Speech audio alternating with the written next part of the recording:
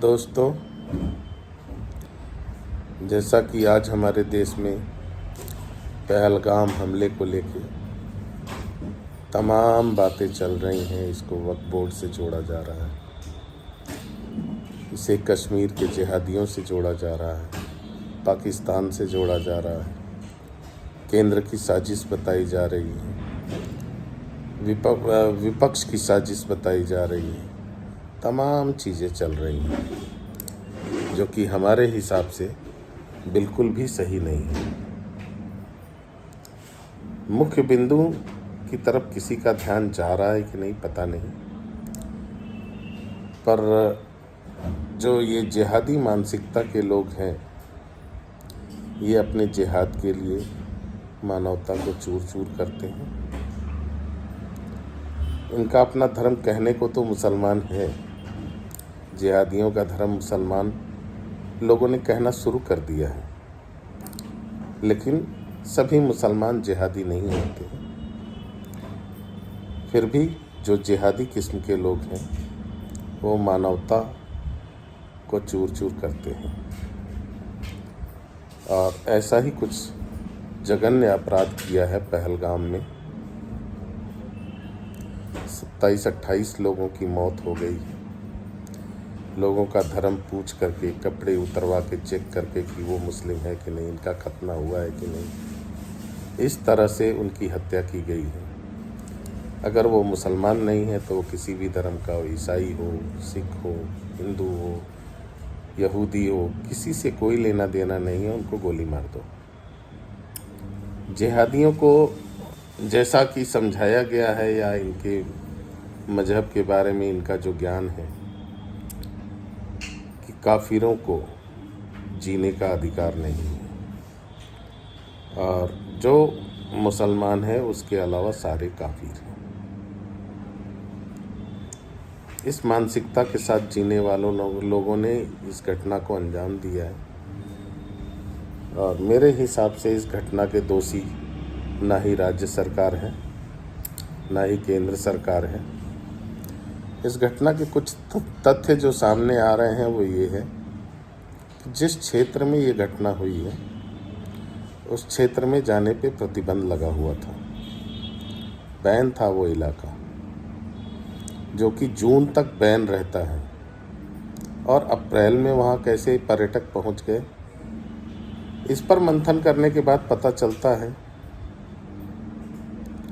कि पहलगाम के जो होटल वाले हैं, वहाँ के जो ट्रिप एडवाइज़र हैं, टट्टू वाले हैं, और छोटे मोटे ठेला वाले, ये वो, उन्होंने बैन एरिया में जा कर के दुकानें कैसे लगा ली। टट्टू वाले पर्यटकों को लेके उस बैन एरिया में चले कैसे गए। और अगर आप देखें तो ट्रिप एडवाइज़र के बिना तो टट्टू वाले जाते ही नहीं। होटल वालों का कारोबार इन सब लोगों से मिलके ही चलता है, तो ऐसा पता लगता है, ऐसा प्रतीत होता है कि उन्हें भी पता होगा। अगर इतने लोगों को सारी चीज़ें पता हैं कि बैन है और वहाँ जा रहे हैं, उन्होंने ज़बरदस्ती प्लान किया जाने का, पर्यटक ले जाने का, तो उनका काम बनता था पहले वो प्रशासन को सूचना दें, सरकारों को सूचना दें, या पुलिस प्रशासन को सूचना दें, लेकिन ऐसा किसी ने नहीं किया। मनमाने ढंग से ये अपना प्रोग्राम 20 तारीख से शुरू किए हैं, और 22 तारीख के आसपास ये घटना हो गई। तो इससे तो ये ऐसा समझ में आता है कि ये लोग जिहादियों से मिले हुए थे, और इन्होंने मिल करके इस घटना को अंजाम दिया। इस घटना के सारे दोषी यही 3 तरह के लोग हैं, जो टट्टू वाले हैं, या वहाँ जो छोटे छोटे दुकानदार हैं, या जो ट्रिप एडवाइज़र्स हैं, या जो होटल वाले हैं। चूँकि सरकार को पता ही नहीं, प्रशासन को पता ही नहीं कि वहाँ पे बैन है और वहाँ पे लोग जा रहे हैं, तो वहाँ सुरक्षा की व्यवस्था कैसे की जाती। अगर पता होता तो शायद सरकार जिम्मेदारी लेती, या प्रशासन जिम्मेदारी लेता, और वहाँ सुरक्षा की व्यवस्था करता। पर उन्हें पता ही नहीं था। तो वहाँ कोई सुरक्षा की व्यवस्था की नहीं गई थी, जैसा कि घायलों या मृतकों के परिवारजनों से पता चलता है कि वहाँ सुरक्षा की कोई व्यवस्था नहीं थी। और काफ़ी अंदर जाने के बाद वहाँ छोटी मोटी कुछ दुकानें थीं। टट्टू वाले उल्टा सीधा बात कर रहे थे, झगड़ा भी किया कुछ लोगों से, मारपीट भी की कुछ लोगों से। इस तरह से वहाँ पे ये सारा कांड हुआ है। और इन चीज़ों को देखते हुए मेरा तो यही कहना है कि ऐसी जगह जहाँ पे आपके जीवन को खतरा हो, जीवन की सुरक्षा ना हो, वहाँ आपको नहीं जाना चाहिए।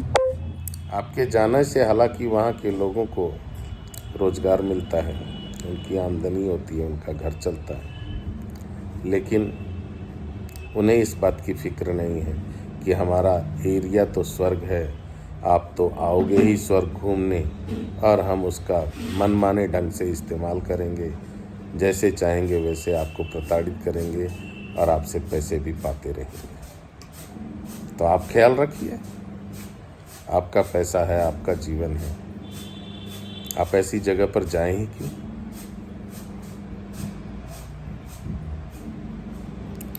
कोई ज़रूरत नहीं है जाने की, इनको इनके हाल पे छोड़ दीजिए।